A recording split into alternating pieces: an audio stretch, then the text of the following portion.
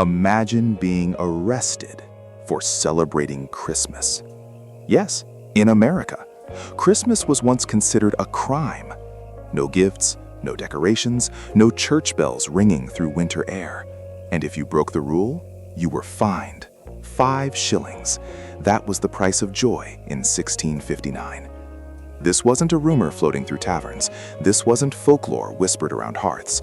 It was an actual law, passed by the Massachusetts Bay Colony, enforced by magistrates who believed they were saving souls. So why would America ban the holiday it now loves the most? It wasn't about money, and it wasn't about fun. It was about control, about power, about fear. Leaders believed Christmas made people dangerous. They thought it caused chaos, drinking, and rebellion. They saw it as a threat to the very fabric of their new society. And this decision, this law that made December 25th illegal, changed American culture forever. Here's the real reason Christmas scared early America. If this story resonates with you, if you find yourself thinking about the traditions we rarely question, stay with us. There's much more beneath the surface of the holiday we think we know.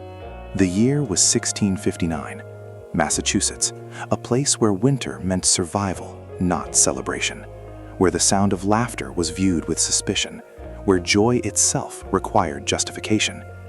The General Court of the Massachusetts Bay Colony gathered. These were serious men. Puritans who had crossed an ocean to build what they believed would be a perfect society, a city upon a hill, as their leader John Winthrop had proclaimed 30 years earlier. They had not come to celebrate.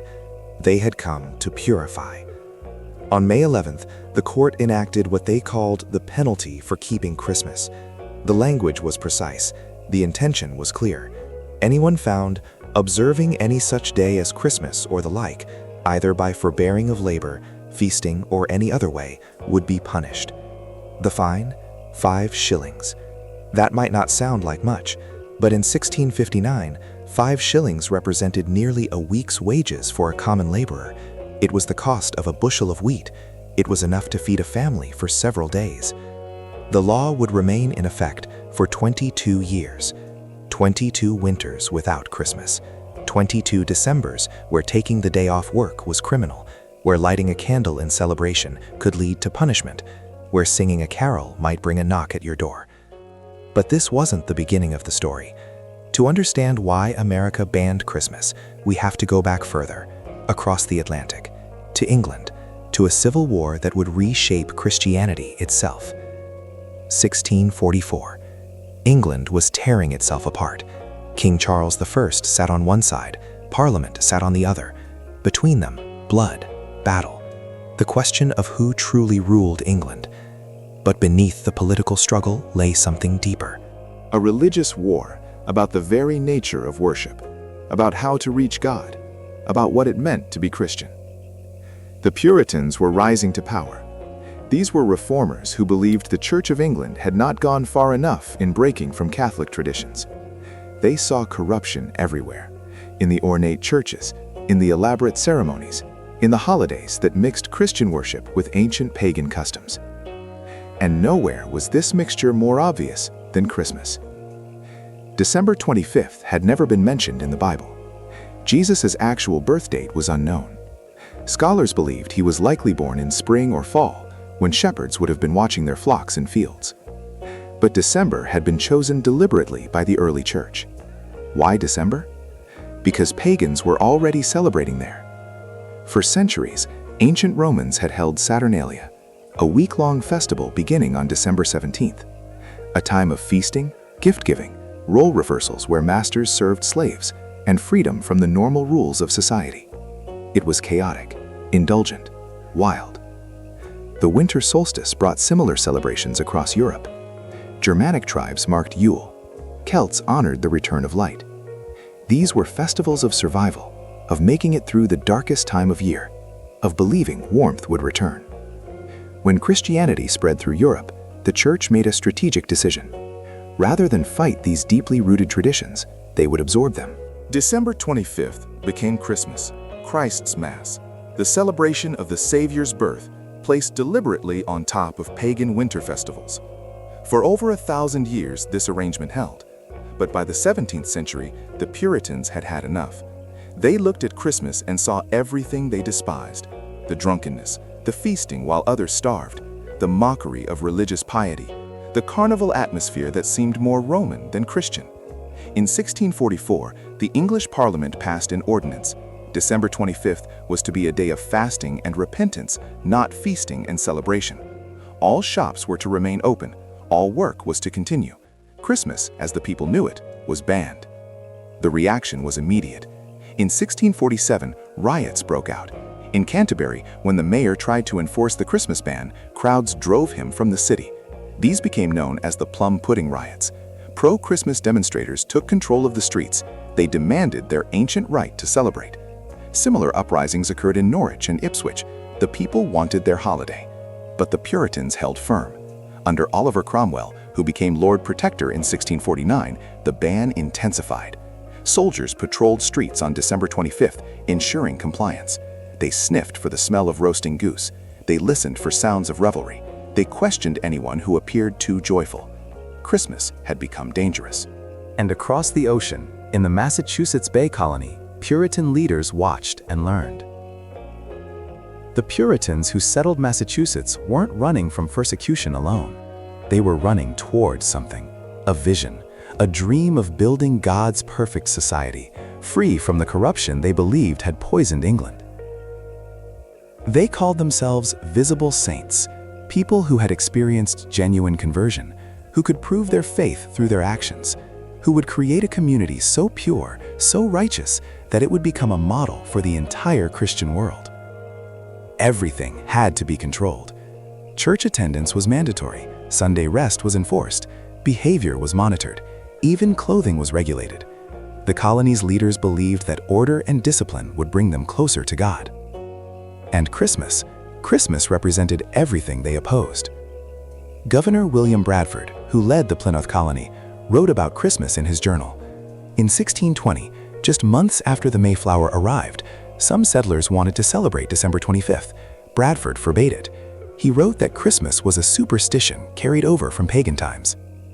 When some colonists refused to work that day, claiming religious conviction, Bradford's response was firm. He sent them to their homes.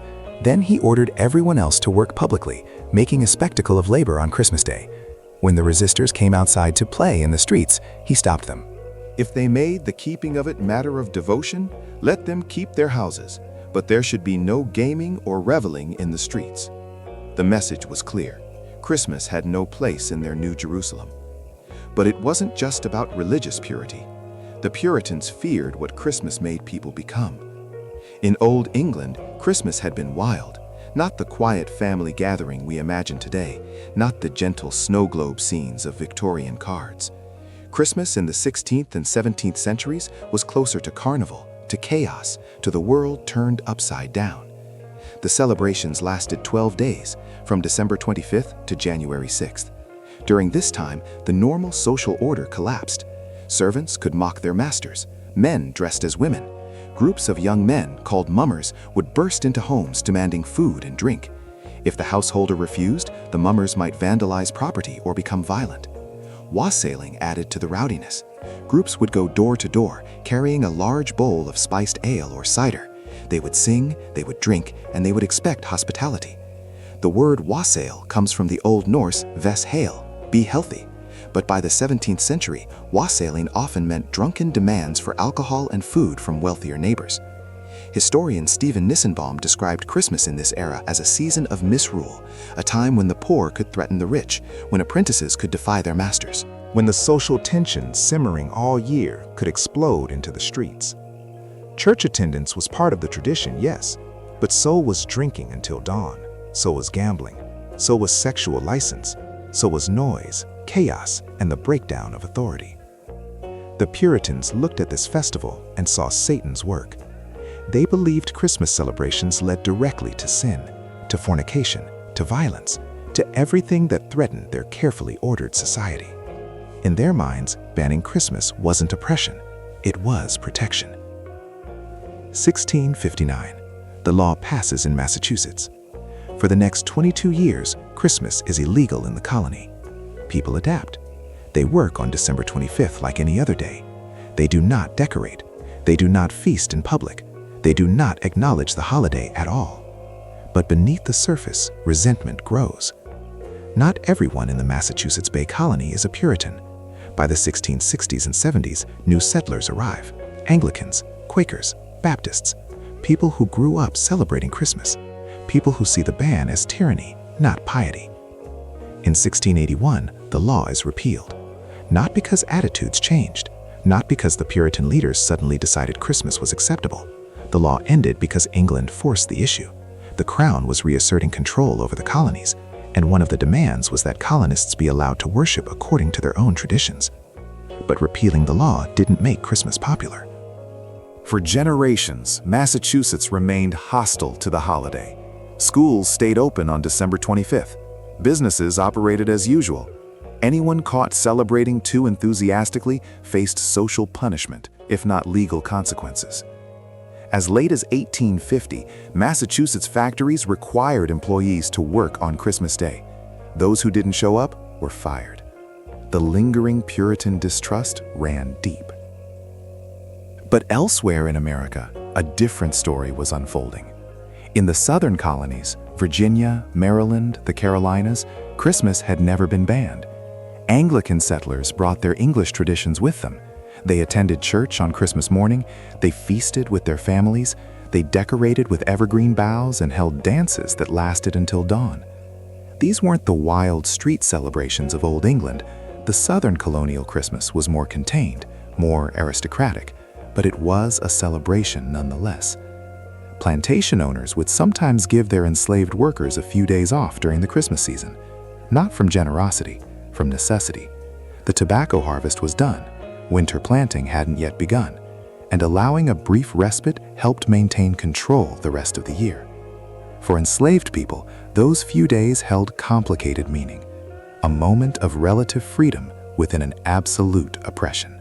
A chance to gather with family, to remember African traditions mixed with Christian ones, to find brief joy in an existence defined by suffering. Different Americas were emerging. In New England, Christmas was suspect, a holiday for papists and drunkards. In the South, Christmas was tradition, part of the social calendar, as expected as spring planting. In the Middle Colonies, New York, Pennsylvania, New Jersey, Dutch and German immigrants brought their own customs. St. Nicholas, cookies shaped like people, evergreen trees brought indoors.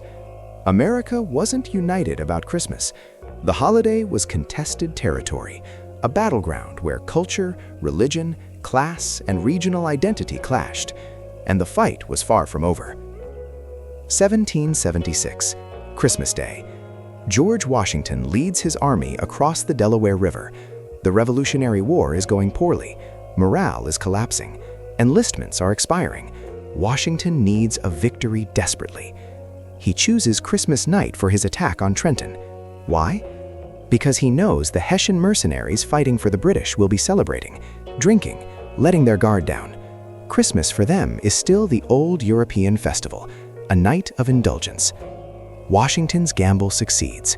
The surprise attack captures nearly 1,000 enemy soldiers. The victory revitalizes the American cause. But Washington himself doesn't celebrate Christmas. None of his correspondence mentions observing the holiday. For him, December 25th is simply another day in a desperate struggle for independence. The Continental Congress meets on Christmas Day in 1777. No one suggests adjourning for the holiday. Work continues as usual. The founding generation, shaped by Enlightenment rationalism and in many cases by Puritan cultural heritage, viewed Christmas with indifference at best. John Adams wrote that he'd never seen anyone in Boston take Christmas seriously. It was, he noted, not celebrated at all. America was being born, and Christmas had no clear place in its identity. 1800, a new century begins. America is growing, expanding, transforming.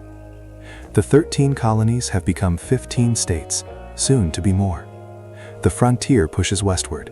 Cities swell with immigrants and rural migrants seeking opportunities. But Christmas? Christmas remains divided, fractured, confused. In Boston, December 25th is a workday. Factories run, schools are in session. The Puritan legacy endures, even if the laws are gone. In Philadelphia, German immigrants celebrate with Christmas trees. Their neighbors, mostly English and Scots-Irish, ignore the holiday entirely. In Virginia, plantation families gather for feasts and church services. The enslaved workers receive their brief, bitter holiday, rationed freedom within bondage. In New York City, the holiday belongs to the rowdy, to the working class. To those who use Christmas as an excuse for drinking, noise, and sometimes violence, this last tradition was particularly troubling to the city's elite. By the 1820s, Christmas in New York had become associated with what wealthy residents called misrule. Groups of young men, often unemployed or working class, would roam the streets during the Christmas season. They would bang on doors of wealthy homes, demand entry, expect food, drink, money. These weren't carolers offering joy. These were crowds expecting payment, and refusal could lead to vandalism or assault. The tradition echoed the Old English custom of wassailing and mumming, but in a rapidly industrializing city where class tensions were rising, Christmas chaos felt dangerous. Something had to change, and it did, through literature, through commerce, through a deliberate cultural invention that would transform Christmas from a contested, often problematic holiday into the celebration we recognize today. 1823, December 23rd to be precise, a poem appears in a Troy, New York newspaper, A Visit from St. Nicholas. Later, it would become famous as "'Twas the Night Before Christmas." The author is believed to be Clement Clark Moore, a biblical scholar and professor, though Moore initially didn't want his name attached to what he considered a trivial piece of writing. But trivial it was not. The poem reimagined Christmas entirely. It was domestic, peaceful. Focused on children and family rather than public chaos. St. Nicholas arrived not as a stern bishop, but as a jolly, plump figure who flew through the air in a sleigh pulled by 8 tiny reindeer. This wasn't the Christmas of old. This was something new, something safe, something that happened inside homes, not in threatening crowds on the streets. The poem spread. Newspapers across the country reprinted it. Families read it aloud. The image of Christmas it presented, warm, magical, child-centered, began replacing older, more troubling associations. But the transformation was just beginning. 1843, London. Charles Dickens publishes A Christmas Carol. The book is short, written quickly. Dickens needed money. His previous novel hadn't sold well, so he dashed off this ghost story in 6 weeks, hoping to capitalize on the holiday season. He had no idea what he was creating. A Christmas Carol tells the story of Ebenezer Scrooge, a miserly businessman visited by 3 ghosts on Christmas Eve. They show him his past, present, and future. They reveal how his greed has poisoned his life and will lead to a lonely death. Scrooge awakens on Christmas morning transformed. He becomes generous, kind, human. The book's message was both simple and profound. Christmas should be about compassion, about remembering those less fortunate, about human connection mattering more than wealth. England embraced it immediately. The first edition sold out in days. 6 editions were printed before the year ended. But the impact in America was even more dramatic. American publishers pirated the book. Copyright laws didn't yet protect foreign authors. Within weeks, A Christmas Carol was being published by multiple American companies. The price dropped. The story became accessible to nearly everyone. Public readings were held. Theater productions opened. Suddenly, Christmas had a narrative. Not the biblical story of Jesus' birth, which Puritans had always found suspiciously unbiblical in its celebration. This was a secular story, about redemption, about the spirit of giving, about Christmas as a feeling rather than a religious obligation. Dickens gave America permission to celebrate Christmas without the religious baggage that had made it controversial. You didn't have to resolve the pagan origins question. You didn't have to justify the date or the traditions. You could simply embrace the Christmas spirit that Dickens described. And Americans did. Something else was happening in the 1840s. The economy was changing. Industrialization was transforming how Americans worked and lived. Factories replaced workshops. Wage labor replaced apprenticeships. The old social relationships, where workers lived with masters, where economic exchange was embedded in personal relationships, were breaking down. In this new world, Christmas was being reimagined as a tool of social control. Historian Stephen Nissenbaum argues that the modern Christmas was deliberately invented by middle and upper-class Americans to tame the dangerous holiday it had been. By moving Christmas indoors, by focusing it on children, by making it about family rather than community, by commercializing it through shopping rather than demanding redistribution from the wealthy, Christmas became safe. The threatening Christmas, where the poor could demand from the rich, where social order could be challenged, where chaos could erupt, that Christmas was being replaced with a Christmas of consumption, of domestic peace, of economic exchange through retail rather than social obligation. By 1850, American newspapers regularly ran Christmas advertisements. Toy sellers, jewelers, booksellers, all promoting the idea that Christmas meant buying things, that love was expressed through purchased gifts. This wasn't the old Christmas. This was capitalism's Christmas, and it was just getting started. But official recognition still lagged. Through the 1850s and 60s, Christmas remained unofficial. Some states recognized it as a holiday, others didn't. Federal workers received no time off. The Postal Service delivered mail on December 25th. Congress often met. Then came the Civil War. 1861 through 1865. America tears itself apart. Over 600,000 soldiers die. Cities burn. Families are shattered. The question of whether the United States will survive consumes everything. And Christmas? Christmas takes on new meaning. For soldiers far from home, Christmas became almost unbearably poignant. Letters from the era are filled with longing. Union soldiers in camps write about missing their families. Confederate soldiers dream of peacetime Christmases. Both sides try to celebrate in whatever ways they can. Some units declared informal truces, not official, not army-sanctioned, but individual soldiers looking across battle lines at other men who also wanted to survive the war would sometimes agree not to fight on Christmas Day. At the Battle of Murfreesboro, just before the fighting began on December 31st, 1862, something remarkable happened. Both armies were camped within earshot of each other. Evening fell, and the band started playing. First, a Union band played Yankee Doodle. Then, a Confederate band answered with Dixie. Back and forth they went, each playing their patriotic songs. Then, someone started playing Home Sweet Home. Within moments, both bands were playing it, and then the soldiers themselves began singing. Tens of thousands of voices, north and south, singing the same song across the darkness. The next day, they would try to kill each other. But for one night, Christmas reminded them of their shared humanity. The Civil War changed America's relationship with Christmas in ways no one anticipated. The suffering created a need. A hunger for comfort, for tradition, for something that felt stable in a world torn apart. And Christmas, especially the new, domesticated, child-centered Christmas being promoted in magazines and books, offered exactly that. Thomas Nast, the influential political cartoonist, began drawing Christmas scenes during the war. His images appeared in Harper's Weekly, the most widely read publication in America. Nast drew Santa Claus visiting soldiers in camp. He drew families waiting at home for loved ones to return. He drew Christmas as hope, as a promise that normalcy would return. Nast also solidified the image of Santa Claus. Building on Clement Clark Moore's poem, Nast depicted Santa as plump, bearded, dressed in fur. He showed Santa's workshop at the North Pole. He created the visual language of Santa Claus that we still recognize today. These weren't just cute illustrations, they were propaganda. Nast was making an argument about American values, about family, about generosity, about home being worth fighting for. Christmas was becoming patriotic. 1870, June 28th.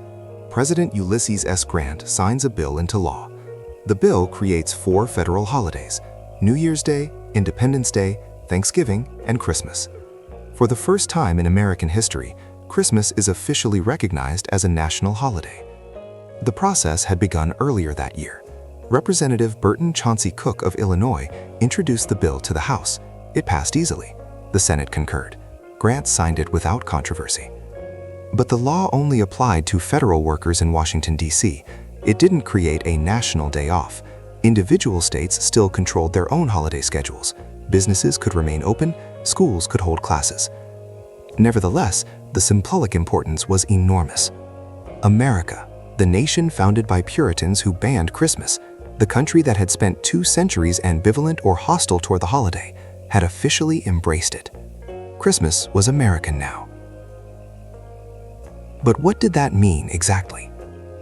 The Christmas that America embraced in 1870 was a very particular version of the holiday. It wasn't the wild, chaotic Christmas of Old England. It wasn't the religious Christmas of medieval Catholics. It wasn't even the solemn, worship-focused Christmas some Christians advocated. It was the commercial, domestic, sentimental Christmas that had been developing since the 1820s. A Christmas of shopping, of gift-giving as an economic exchange, of family gatherings focused on children, of decorations and special meals and Santa Claus and Christmas trees. This Christmas required money, required a home, required a certain level of prosperity. For middle-class Americans, it was perfect. It expressed their values: domesticity, child-centeredness, material comfort earned through hard work, the reward of a stable, ordered life. For working-class and poor Americans, it was more complicated. Christmas became something to aspire to, a standard you tried to meet even if you couldn't afford it. The pressure to provide gifts, to create the magical experience, fell especially on mothers. Women were expected to make Christmas happen, to shop, decorate, cook, create the emotional atmosphere that made Christmas feel special. And if you failed, if your Christmas wasn't warm and abundant and magical, the message was that something was wrong with you, with your family, that you hadn't tried hard enough. Christmas was becoming a measure of worth. The late 19th century saw Christmas traditions spreading and solidifying. Christmas cards became popular in the 1870s. Printed cards, illustrated with winter scenes and sentimental messages, replaced the handwritten letters people had previously sent. Companies like Louis Prang began mass-producing cards. By the 1880s, sending Christmas cards was an expected ritual. Department stores embraced Christmas with enthusiasm. Macy's in New York created elaborate Christmas window displays. Marshall Field's in Chicago did the same. Shopping for Christmas became an experience, an entertainment. Stores extended their hours. They hired extra staff. They created special Christmas departments. In 1874, Macy's stayed open until midnight on Christmas Eve. This was revolutionary. Shopping as leisure, as part of the celebration itself, not just preparation for it. Christmas trees moved from German immigrant communities into mainstream American homes. By the 1890s, most middle-class families had Christmas trees. The ritual of decorating the tree together became a cherished tradition. Electric Christmas lights appeared in the 1890s. Initially, they were expensive. Only wealthy families could afford them. But they represented the future. Christmas was being electrified, illuminated, made spectacular. And Santa Claus became central. Department stores hired men to dress as Santa. Children could visit, sit on Santa's lap, whisper their wishes. This created direct connections between Christmas, children's desires, and commercial purchasing. The circle was complete. Christmas was now inseparable from consumer capitalism. But beneath the cheerful surface, tensions remained. Not everyone was comfortable with how Christmas was evolving. Religious leaders worried that the spiritual meaning was being lost, that Christmas had become too commercial, too secular, that Jesus was being pushed aside for Santa Claus. Some Christian denominations, particularly Baptist and Presbyterian churches in the South, continued to resist Christmas. They wouldn't hold services on December 25th. They argued that the Bible didn't command Christians to celebrate Jesus' birth, that the holiday's pagan origins disqualified it. Labor unions fought for Christmas to be a real day off, not just for federal workers, not just for those lucky enough to have sympathetic employers, but for everyone. Factory workers, shop clerks, service workers, the people who made the American economy function. The fight for Christmas as a universal holiday took decades. State by state, Year by year, December 25th became recognized. Alabama was first in 1836. The last states didn't recognize Christmas until the early 20th century. And even then, some businesses required employees to work. The Christmas holiday we take for granted, where nearly everything closes, where workers have the day off with pay, didn't become standard until the mid-20th century. Christmas had to be fought for. 1900. A new century begins.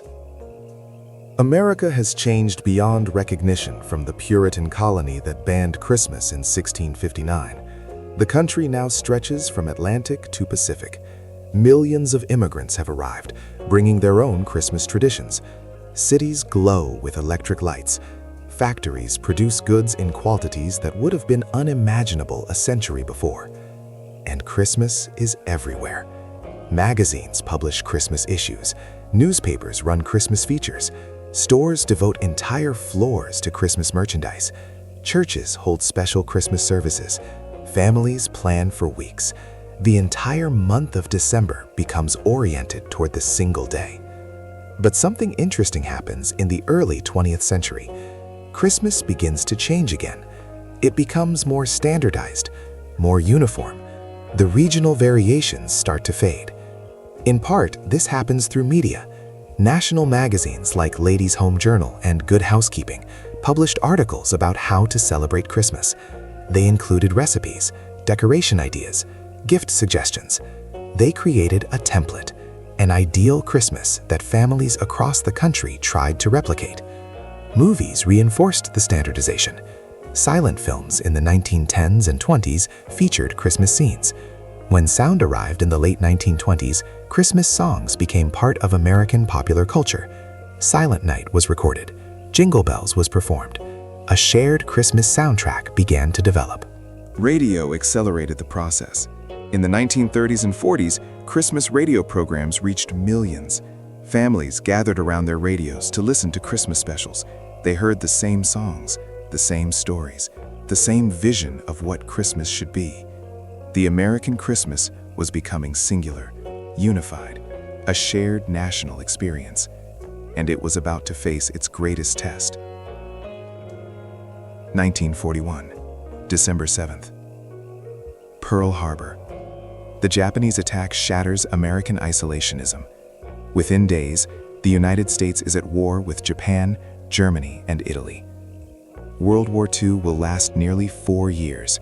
16 million Americans will serve in the military. 400,000 will die. The war will touch every American family.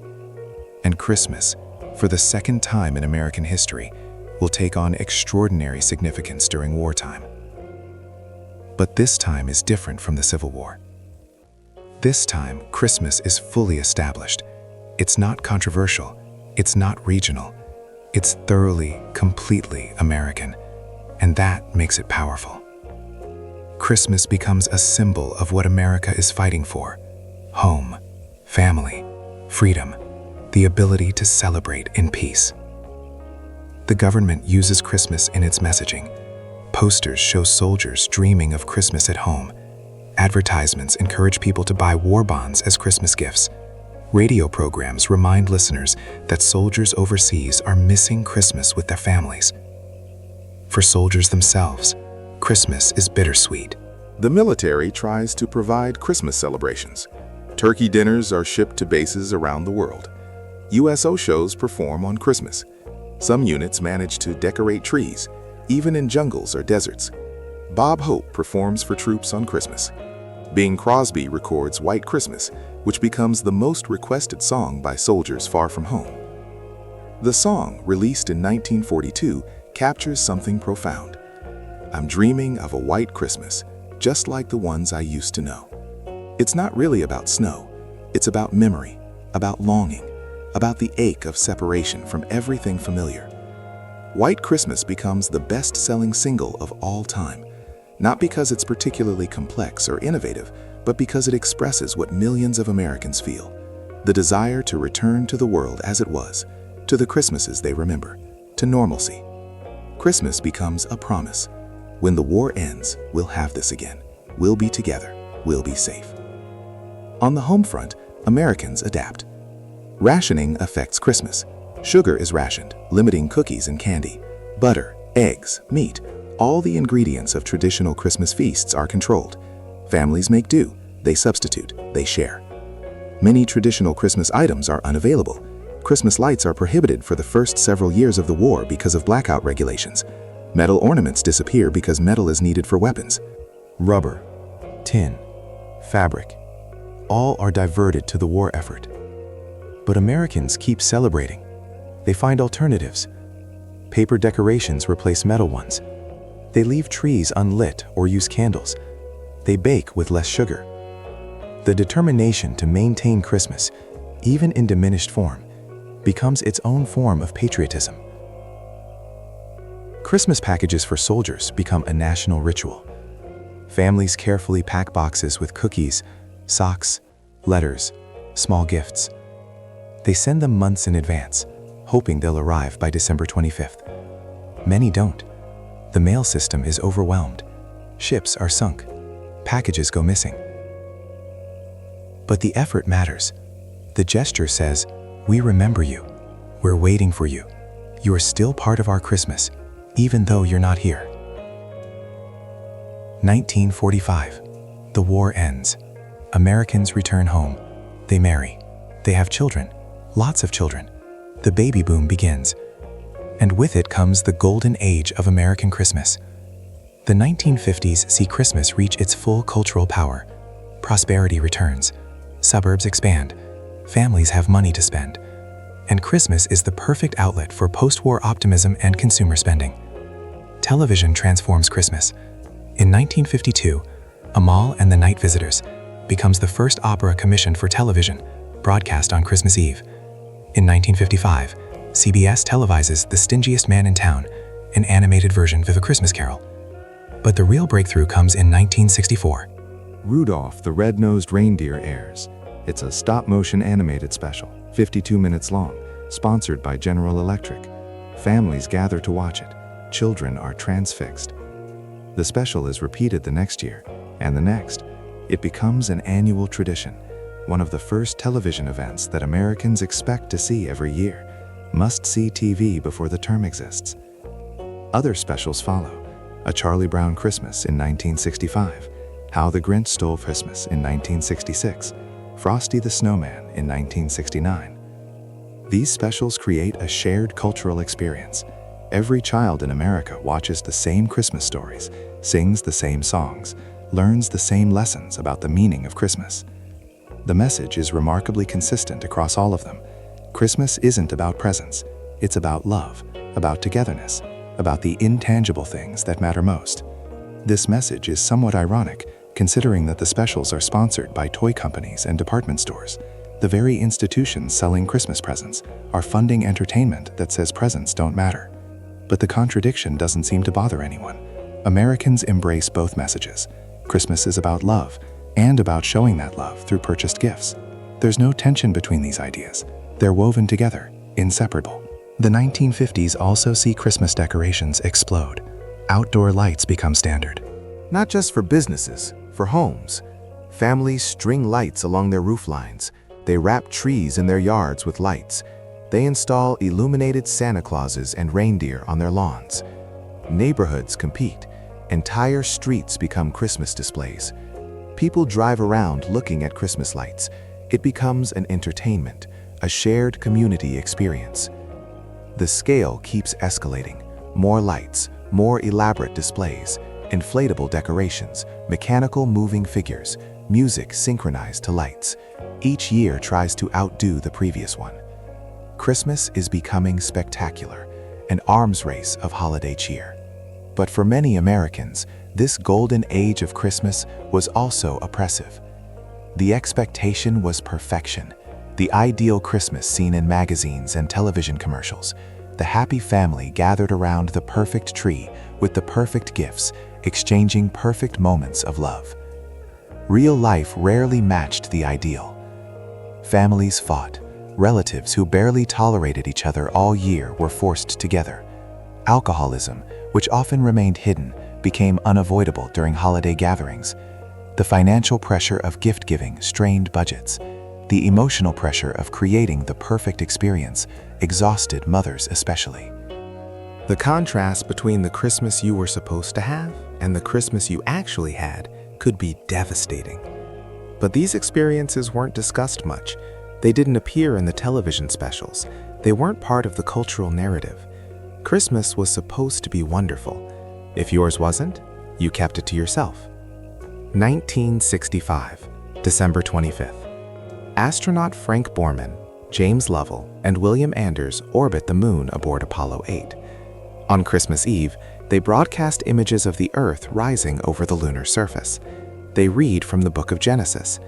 In the beginning, God created the heaven and the earth. The broadcast reaches the largest television audience in history up to that point. Hundreds of millions of people around the world watch and listen. It's a profound moment. Humans looking back at Earth from another celestial body. On Christmas, the most universal of American holidays, exported to space. The message is powerful. We can do anything. We can leave our planet. We can see ourselves from impossible distances. And even there, Christmas goes with us. America has come a long way from banning Christmas. For the first time since it became an official holiday, significant numbers of Americans begin to openly critique Christmas, not from religious objections, as the Puritans had, but from cultural and political ones. Some see Christmas as too commercial, too materialistic, a hollow celebration of consumption masquerading as spiritual meaning. Others view it as oppressive to non-Christians. America is increasingly pluralistic. Jewish Americans, Muslim Americans, Buddhist Americans, atheists, all are becoming more visible, and the assumption that everyone celebrates Christmas starts to feel like cultural imperialism. Some radical critics go further.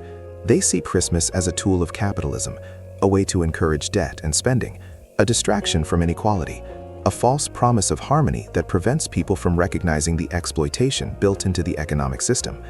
These critiques remain minority positions. Most Americans still embrace Christmas enthusiastically, but the questions are being asked. The holiday is no longer beyond criticism. 1983, A Christmas Story is released. The film, directed by Bob Clark, tells the story of 9-year-old Ralphie Parker in 1940s Indiana. Ralphie desperately wants a Red Ryder BB gun for Christmas. The film follows his schemes to convince his parents, his fantasies, his disappointments, and ultimately his Christmas morning. The film is modestly successful in theaters. But in subsequent years, through television broadcasts and eventually through TBS's 24-hour Christmas Eve marathon starting in 1997, it becomes a phenomenon.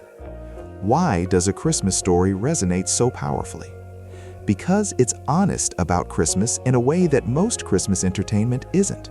It acknowledges the gap between expectation and reality. Ralphie's fantasies of Christmas morning perfection contrast with the actual chaos. His father's leg lamp is tacky and embarrassing. His mother's cooking is fine, but not magical. His brother is annoying. The visit to see Santa is traumatic, not wonderful.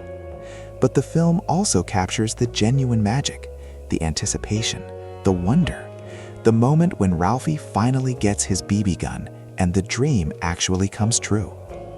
A Christmas Story suggests that Christmas can be both disappointing and meaningful, that the messy, imperfect reality of family life is what makes Christmas matter, not some idealized version that never existed. This more nuanced view of Christmas starts to become acceptable, not replacing the idealized version, but existing alongside it. The 1980s and 90s see Christmas continue to expand. The Christmas shopping season starts earlier. Stores begin putting up Christmas decorations before Thanksgiving, then before Halloween. The complaint that Christmas is starting too early becomes an annual tradition itself. Black Friday emerges as a cultural phenomenon. The day after Thanksgiving becomes the unofficial start of Christmas shopping. Stories of crowds, of people camping out overnight to get deals, of occasionally violent confrontations over discounted merchandise. Black Friday embodies both the excitement and the uncomfortable reality of commercial Christmas. Meanwhile, the religious meaning of Christmas is reasserted by some Christians. The phrase, "Keep Christ in Christmas," appears. Some churches and Christian groups push back against what they see as the secularization of the holiday. They emphasize nativity scenes, religious services, and the biblical story. This leads to conflicts. Should public schools have Christmas plays or winter concerts? Should government buildings display nativity scenes? Is saying Merry Christmas instead of Happy Holidays a matter of religious freedom or of imposing Christianity on everyone? These culture war battles over Christmas will intensify in the 21st century, but they begin here. Christmas is no longer universally unifying. It's becoming another front in America's ongoing arguments about identity, religion, and cultural values. Something else happens in this era. Nostalgia becomes a defining feature of American Christmas. By the 1980s, enough time has passed since the classic Christmas of the 1940s and 50s that it can be remembered with longing. The Christmas specials from the 1960s are now nostalgic themselves. People who watched Rudolph as children are now parents, watching it with their own children. This creates a layering effect. Christmas becomes about remembering previous Christmases. The holiday is as much about nostalgia as about the present moment. Vintage ornaments become collectible. People seek out the decorations they remember from childhood. Songs from decades earlier remain the most popular. New Christmas songs are rarely embraced with the same enthusiasm. We prefer the familiar, the remembered, the Christmas of our memories. This nostalgia can be comforting, connecting to tradition, feeling part of a continuity stretching back through generations. But it can also be limiting. If Christmas is always about recreating the past, it can't evolve, can't adapt to changing families, changing cultures, changing values. The pressure to replicate the remembered Christmas can prevent creating new, equally meaningful versions. 2000, the new millennium. The internet is transforming American life, how we communicate, how we shop, how we understand ourselves, and Christmas is affected just like everything else. Online shopping disrupts Christmas retail. Amazon, founded in 1994, becomes a major destination for Christmas shopping. The convenience of ordering from home, of comparing prices instantly, of having gifts shipped directly to recipients, it changes the experience of Christmas preparation. Black Friday begins losing its importance. Why camp out overnight when you can shop online? Cyber Monday emerges as the online equivalent. But something is lost: the social experience of Christmas shopping. Walking through decorated stores, seeing other shoppers, the crowds and chaos that were part of the ritual. Shopping becomes solitary, efficient, but isolated. Social media creates new Christmas pressures. Now you don't just have to create the perfect Christmas for your family, you have to document it, photograph it, share it, prove that your Christmas is wonderful. The gap between the performed Christmas on Facebook or Instagram and the actual experience widens. People curate their Christmas images carefully, show only the beautiful moments, the joy, the perfection, not the arguments, not the stress, not the disappointment. This creates a feedback loop. Everyone sees everyone else's perfect Christmas online. It raises expectations, makes your own Christmas feel inadequate by comparison, drives you to try harder, spend more, stress more, to create the perfect Christmas you can share online. Christmas is becoming performance, with an audience, with judgment, with metrics of likes and comments measuring your success. But in the early 21st century, something else happens too. Christmas becomes more inclusive. As American society becomes more diverse, more pluralistic, the assumption that Christmas is universal starts to break down. And rather than fighting this, many Americans begin to embrace it. Happy Holidays becomes more common, not as an attack on Christmas, as some claim, but as an acknowledgement that not everyone celebrates the same way, that Jews celebrate Hanukkah, that African Americans might celebrate Kwanzaa, that many people celebrate the secular aspects of the season without religious significance. Some families start blending traditions. Interfaith families celebrate both Christmas and Hanukkah. Immigrant families combine American Christmas customs with traditions from their countries of origin. Christmas becomes more flexible, more adaptable. This doesn't mean the conflicts disappear. The war on Christmas rhetoric intensifies in the 2000s, with some Christians claiming that Christmas is under attack. But the reality is more complex. Christmas remains enormously powerful in American culture, but it's no longer assumed to be the only winter holiday that matters. The change is subtle but real. America is slowly moving from everyone celebrates Christmas to many people celebrate Christmas and others celebrate differently, and both are fine. This is a profound shift, and it reflects America's ongoing evolution as a multicultural society. 2008. The economy collapses. The Great Recession hits American families hard. Unemployment spikes, home values plummet, retirement savings evaporate. The economic assumptions that had shaped American life for decades suddenly seem fragile. And Christmas, that most commercial of holidays, has to adapt. The 2008 Christmas season is grim. Retail sales drop, major chains go bankrupt, consumers cut back dramatically. The message is everywhere: spend less. The holiday that had been defined by abundance suddenly becomes about making do. Families adapt. They set spending limits. They draw names instead of buying gifts for everyone. They make gifts instead of buying them. They emphasize the true meaning of Christmas more than they had in decades. In some ways, it's a return to an older Christmas, less focused on stuff, more focused on being together, on appreciating what you have rather than acquiring more. But it's also painful.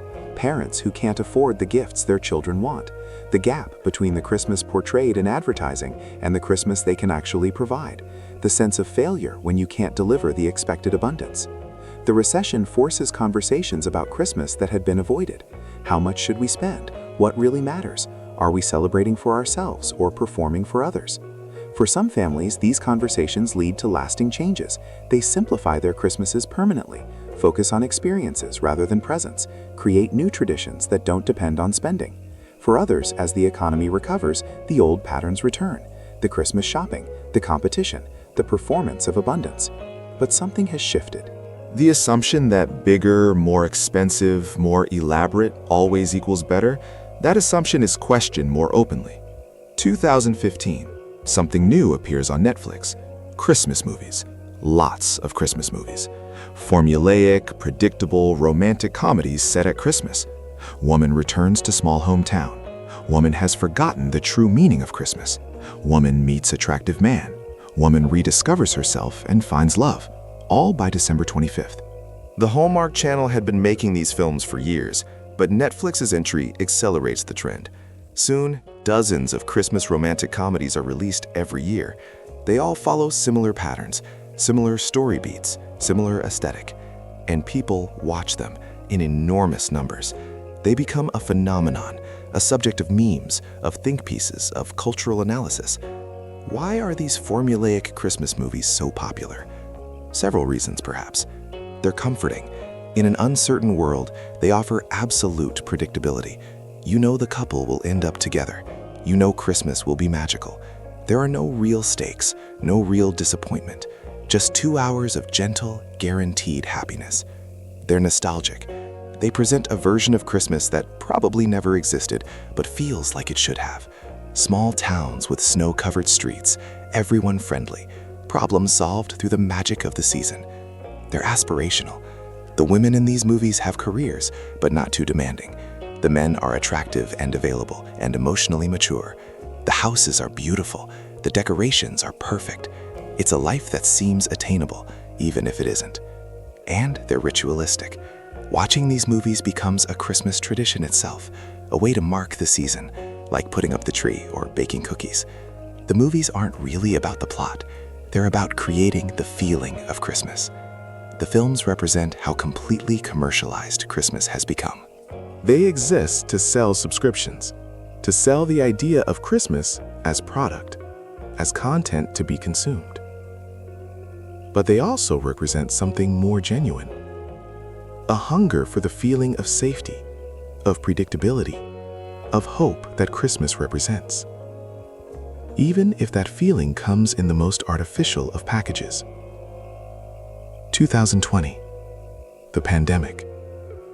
COVID-19 changes everything. Suddenly, the traditional ways of celebrating Christmas are impossible or dangerous.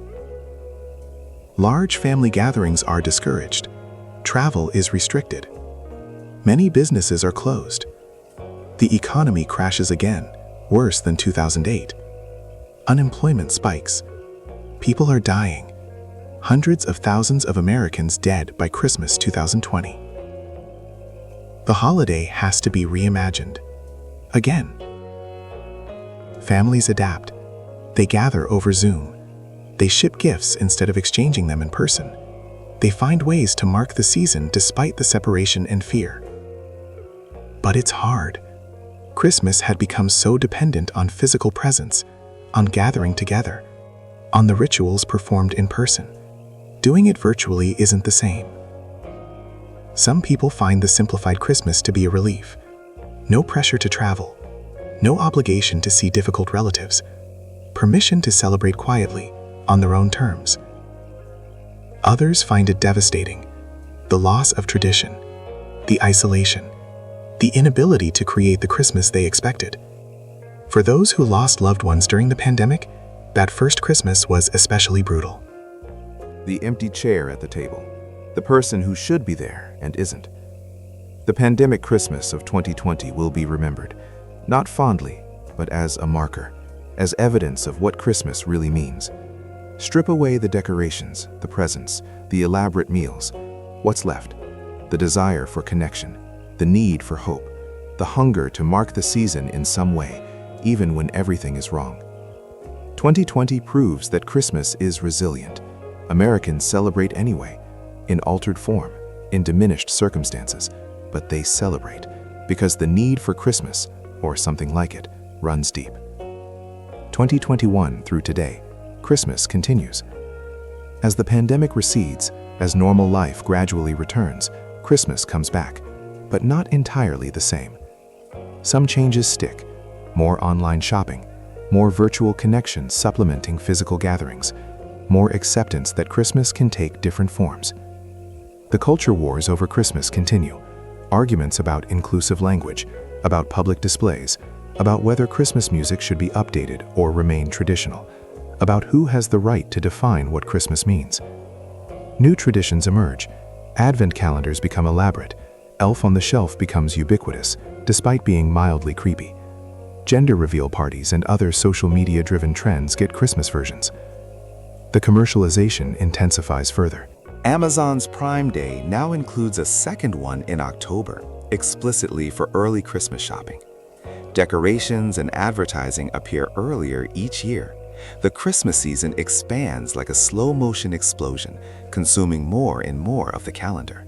But beneath the commercial excess and the cultural debates, something endures. Americans still want Christmas, need it even. The ritual marking of the darkest time of year, the gathering of family, the exchange of gifts as a way to say, "I thought of you." The food, the lights, the music. The feeling, however artificially constructed, that this moment is special, that we can pause, that something matters beyond the ordinary grind of daily life. Christmas survives because it serves real needs, for connection, for meaning, for joy, or at least the pursuit of joy, for the belief that generosity is possible, that love can be expressed, that the year can be divided into seasons, and this one is ours. The holiday that was once illegal in America has become its most defining celebration. The day that Puritans banned is now the day that most completely shapes American culture. It's a remarkable transformation, from crime to celebration, from danger to tradition, from chaos to commerce, from absence to abundance. And perhaps the most American thing about Christmas is this capacity for transformation itself. So what does it mean that America once treated Christmas as a crime? Looking back across 4 centuries, the story reveals something profound about how cultures create themselves, how traditions are contested, shaped, negotiated, and ultimately accepted or rejected. The Puritans who banned Christmas in 1659 weren't simply joyless tyrants, though they're often portrayed that way. They were building a new society.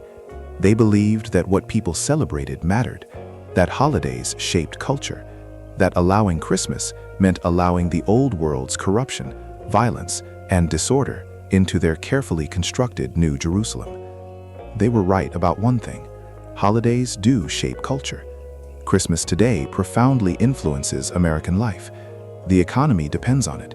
Family relationships are structured around it. Our sense of the year's rhythm includes it as a major landmark. Imagine America without Christmas. It's almost impossible. But the Puritans were wrong about what banning Christmas would accomplish. You cannot legislate culture into existence. You cannot force people to abandon traditions that meet deep human needs. The Christmas ban failed because it fought against something fundamental: the need to mark time, to celebrate survival, to find light in darkness, to gather and feast and exchange gifts as proof of community. When the law ended in 1681, it wasn't because Puritans changed their minds. It was because the world changed around them. New people arrived. The English crown reasserted control. The homogeneous society the Puritans tried to create became diverse despite their efforts. The transformation of Christmas from banned to beloved reveals how American culture works. America doesn't have a single culture dictated from above. Instead, it has competing cultures that fight, blend, and eventually produce something new, something that none of the original participants would have predicted. The Christmas we celebrate today wasn't planned. It emerged through conflict and compromise, through Puritans and Anglicans, through immigrant traditions and commercial interests, through religious meaning and secular celebration, through literature, capitalism, war, peace, prosperity, and hardship. Each era added layers. Each generation modified what they inherited. The Christmas of 1700 wasn't the Christmas of 1800, which wasn't the Christmas of 1900, which isn't our Christmas today. And our Christmas won't be our grandchildren's Christmas. The holiday continues to evolve, continues to be contested, continues to mean different things to different people, even as they celebrate simultaneously. Consider what we've layered on to Christmas. The Christian story of Jesus' birth, though he almost certainly wasn't born in December. The pagan winter festivals that preceded Christianity. The medieval customs of feasting and misrule. The Puritan rejection and the eventual acceptance. The Victorian sentimentalization, the commercial explosion, the television specials, the music, the lights, the shopping, the nostalgia. None of these layers has been completely replaced. They all exist simultaneously. You can celebrate Christmas as a deeply religious holiday, or as a completely secular one, or something in between.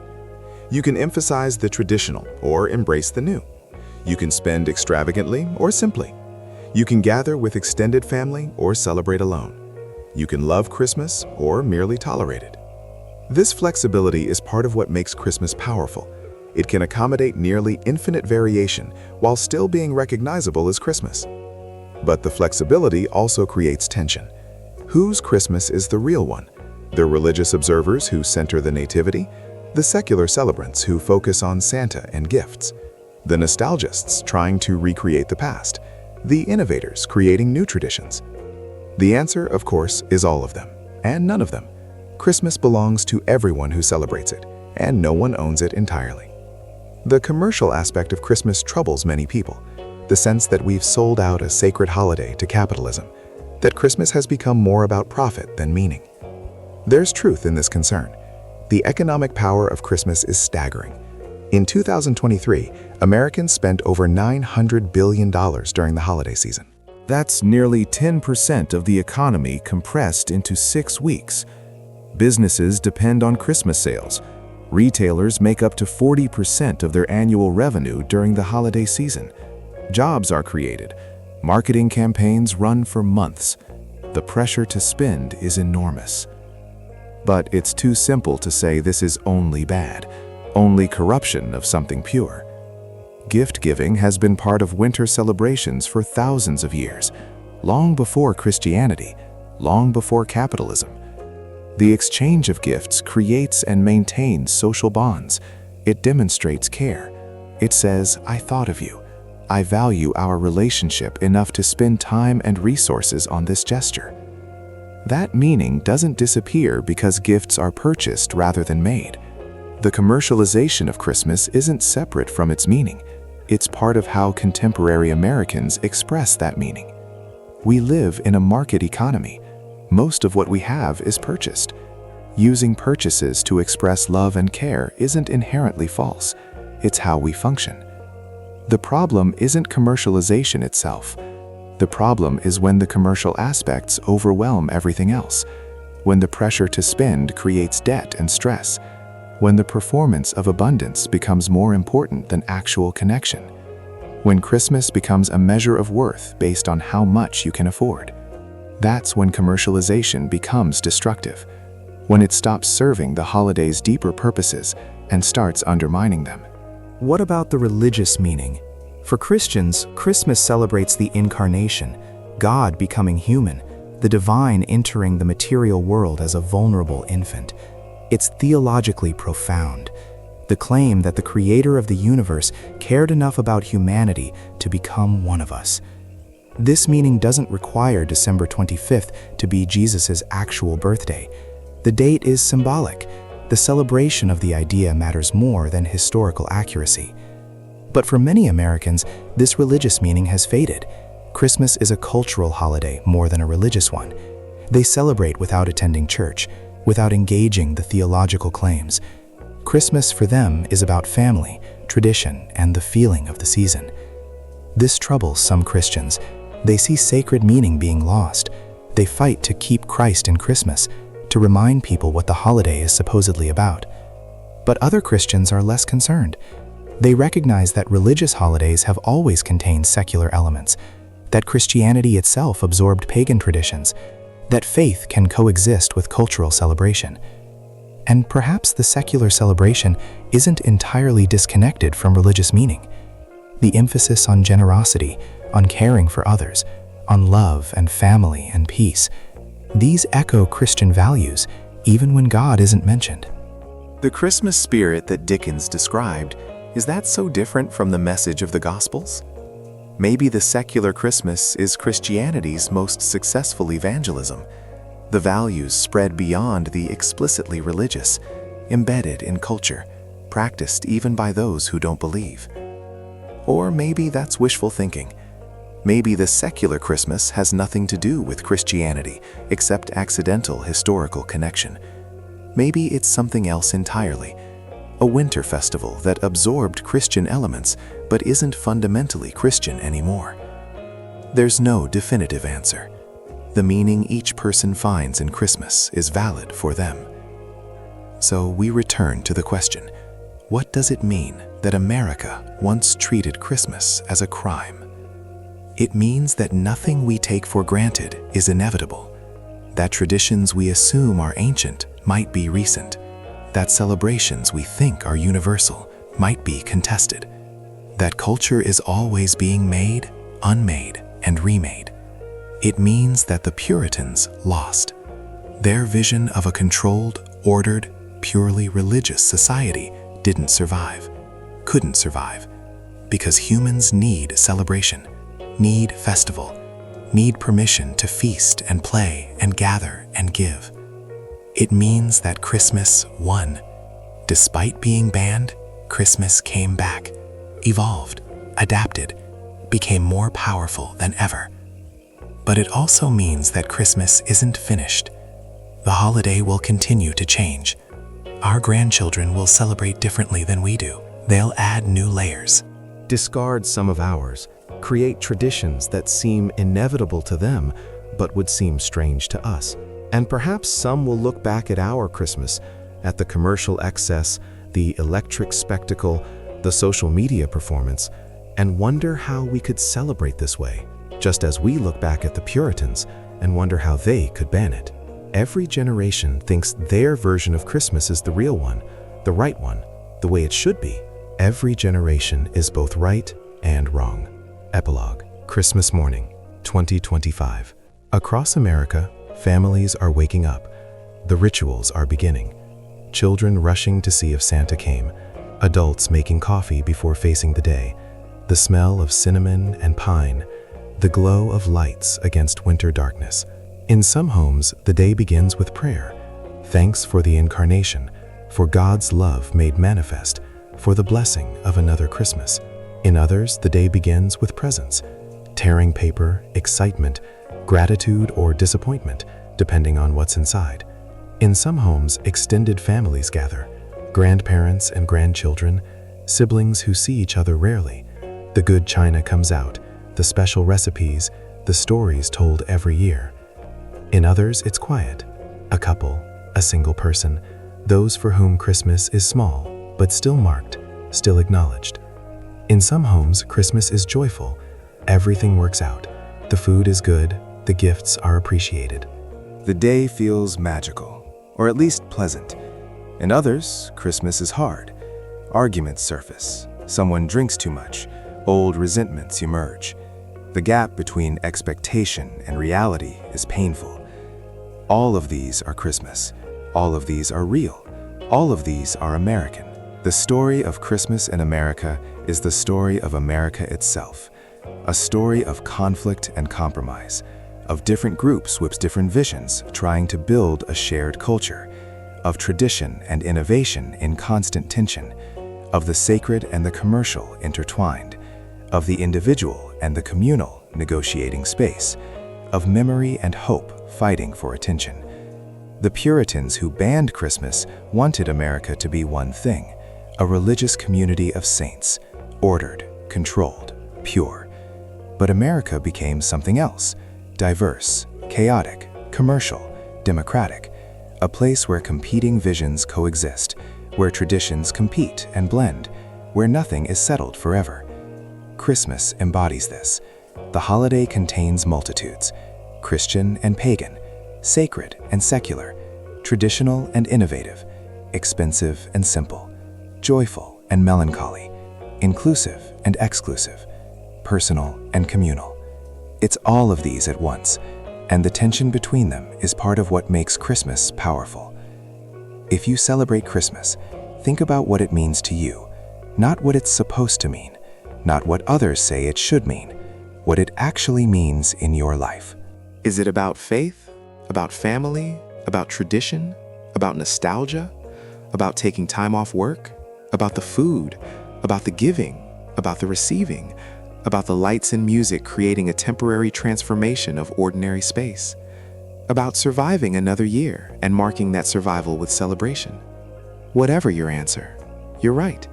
That's what Christmas is for you, in this moment, in your circumstances. And your Christmas is valid, even if it's different from your neighbors, even if it's different from your parents, even if it's different from what advertising and movies told you it should be. Christmas is what we make it, what we've always made it. We'll continue making it. The Puritans tried to unmake it.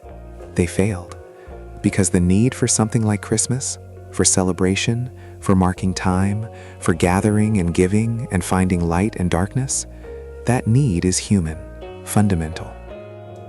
You can ban the holiday, you can regulate the celebrations, you can critique the commercialization and worry about the meaning and argue about the traditions. But you can't eliminate the need, the hunger for festival, for joy, for connection, for hope, even if it's just the hope that this meal will be good, this gift will be appreciated, this day will be special. America once treated Christmas as a crime because early leaders believed celebration was dangerous, that joy threatened order, that the old European festival would bring the old European chaos. They were partly right. Christmas is dangerous, not in the way they thought, but dangerous to the idea that culture can be controlled from above, that tradition can be legislated, that people will simply accept what they're told is right. Christmas proves that culture comes from below, from the people, from their needs and desires and creativity, from their willingness to adapt, to blend, to create something new from old materials. The Christmas band failed.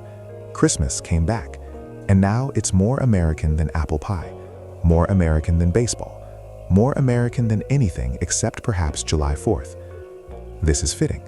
America is about transformation, about taking what came before and making it into something new, about different traditions colliding and producing hybrid forms, about commercialization and sentiment mixed together, about the profound and the trivial coexisting. Christmas is all of that, beautifully, messily, inevitably. So when you celebrate this year, remember that your tree is both Christian symbol and pagan tradition and commercial product. Remember that your gifts connect you to ancient winter festivals and to modern capitalism and to the simple human need to show care through giving. Remember that your family gathering echoes thousands of years of humans marking the solstice, surviving the dark, celebrating the return of light. Remember that every tradition you think is ancient was once new, was once controversial.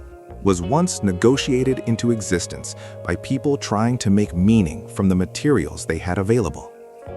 Remember that the Christmas you create today will be someone's tradition tomorrow, will be someone's nostalgia, will be what someone looks back on and thinks, that's how Christmas should be, even as they inevitably change it.